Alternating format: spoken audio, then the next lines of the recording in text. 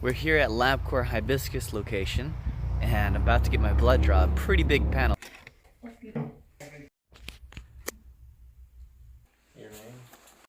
So that was quick and painless. It wasn't a long wait at all. I did bring a book. I read maybe 1 or 2 pages, and then they called me back.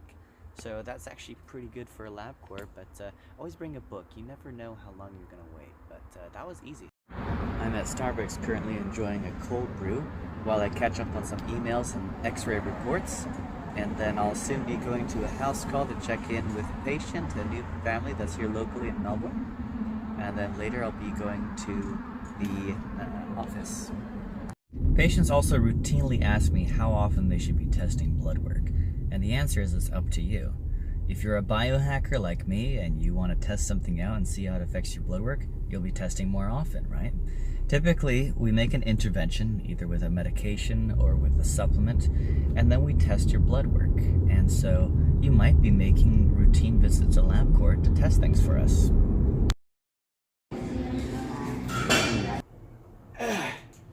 So here now in my backyard, getting a workout in before I have to go to the office and see patients. I'm using the X3 system, which I'm going to be using more often ever since my gym closed, the one that I was at previously. And so I'm going to use this thing and see how it is for muscle development. I tell you what, it's one of the hardest exercises I've done. And that may just because I've adapted to all the other forms of training out there, calisthenics and weightlifting, dumbbells, barbells. Or it might be just that this is particularly difficult, and I think there's a real methodology behind it and why it may be a superior training modality. I also like it because it's compact. You can travel with this and you can get a full body workout. And that's what I'm doing right now, supersetting chest with biceps and back. That's usually how I always train. It's efficient.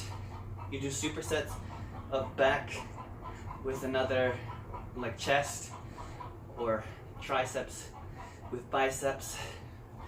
I do a lot of compound motions. I find those are most time efficient for me.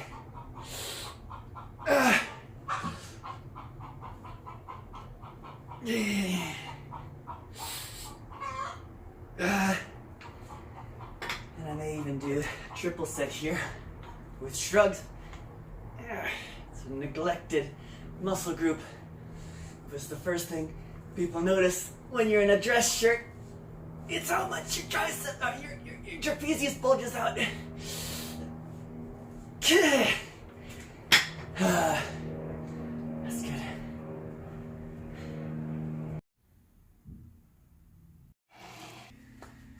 So here's my first meal of the day. It's actually the same meal that I had yesterday, and yesterday was my only meal of the day. I had at about 1 p.m. It was this pretty large omelet with avocado and sun-dried tomatoes, and bacon. So I want to talk to you all about my sort of nutrition versus what someone else's nutrition might look like. So I protein leverage. That means I eat more protein than I do carbohydrates. What does this do? Well, it enhances satiety, so how full you are throughout the day. I've noticed in my own experimentation that if I eat a higher fat and higher protein meal and I don't eat carbohydrate, that I'm not hungry. You should test this out and see if this applies to you as well. But I feel that carbohydrates, and specifically processed carbohydrates and sugary carbohydrates, they drive hunger. So if your goal is to gain mass, which isn't usually everyone's goal, you would probably want to eat carbohydrates. Maybe refined carbohydrates, drink carbohydrates. You're trying to put on weight. Now, this may not be so healthy if you're doing large amounts of carbohydrates also. I think the most optimal sort of nutrition plan that anyone can follow is try to protein leverage. So eating a little bit more protein than you do carbohydrates. And so I do have a carbohydrate here. I got this from Simply Bread. It is a chocolate croissant, right? Now, I'm not gonna start out my day eating a chocolate croissant. This would never happen in my life. But a lot of people, they start out their morning with a big glass of orange juice maybe a bagel, and they go throughout their day, and then they're fatigued, right? Are we surprised that they're fatigued? No, we're not, because they are living off of sugar spikes, carbohydrate spikes. So they need to constantly feed themselves little doses of sugar throughout the day to keep that little boost going, right? If you can train your body to enjoy protein and fats and good veggies, you'd probably be a lot better off. Now, I'm very insulin sensitive. I have a fasting insulin of about 2.7. This is exceptional. Not many people can achieve this. And why is this? Well, I train extensively. I train every day, probably twice a day, tennis and weightlifting, probably bridge sprints. So my muscles are basically carbohydrate sponges. If I ate this carbohydrate, my muscles would suck up that sugar and convert it into glycogen. Glycogen is the storage form of sugar. Glycogen is stored in the muscles, okay? It's not stored in the fat. Fat, well, your body likes to store fat. And if you are not a strength athlete, if you are not training intensely, the carbohydrates that you eat throughout the day, they're more likely to be stored as fat rather than glycogen. And this is probably 92% of America. They are insulin resistant and they are carbohydrate intolerant, right? And what are they doing? Well, they're not exercising and they're eating carbs all the time. Exactly the opposite of what they should be doing. So, my advice for a lot of my patients is try to protein leverage. Most people out there are under eating their protein. They're probably getting way under what they should be eating. Try to avoid a lot of carbohydrates. If you are going to eat a carbohydrate, I would use that around a workout time, and I wouldn't break your fast with a carbohydrate like this. You know, the chocolate croissant, no matter how good it is. You try to break your meal with fats, protein, a little bit of vegetables. So really balanced meal there. And then, yeah, train hard every day and you can become more carbohydrate tolerant. I call it having a higher carbohydrate budget. So athletes like myself, you see myself, very low body fat percentage. If you see these Instagram influencers that are saying, oh, it's all calories in, calories out, and they look like this, well, they can eat any carbohydrate they want and they can be perfectly fine because they are trained to burn it off. But my pet peeve with a lot of these influencers out there is that they're saying this can apply to the general population. The general population, 92%, are metabolically unhealthy. So they shouldn't really be following what your local fitness influencer is doing, right? Do not process carbohydrates the same way as an athlete do.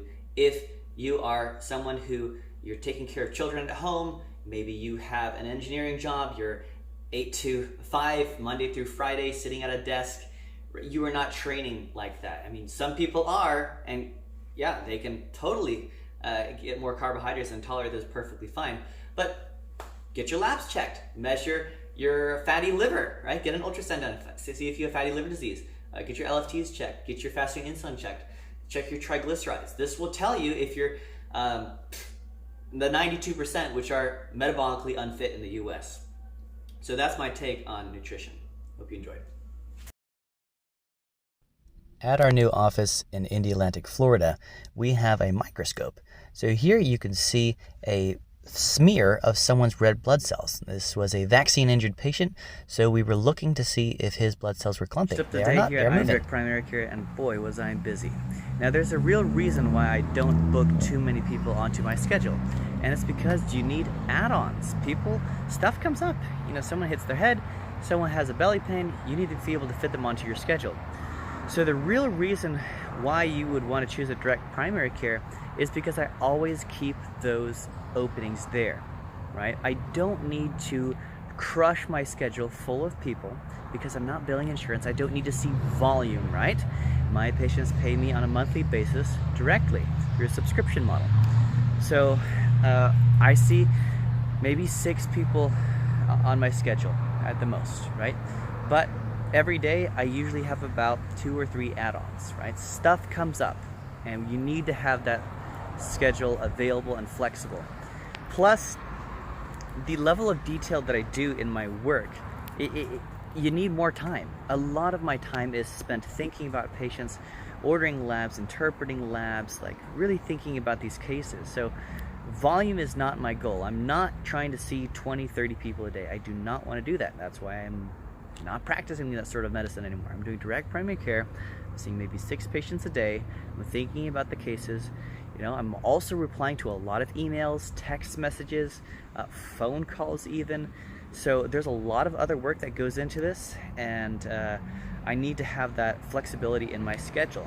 And then I also need to have time for myself. I didn't even get to do a bridge run today, which I'm a bit disappointed in. The sun's already going down, just because, you know, some add-ons happened. So, but that happens, and I'll get after it tomorrow. I already got a workout in though today, so I did hit chest and back pretty hard. I'll probably do tennis tomorrow though, 3 p.m. tennis.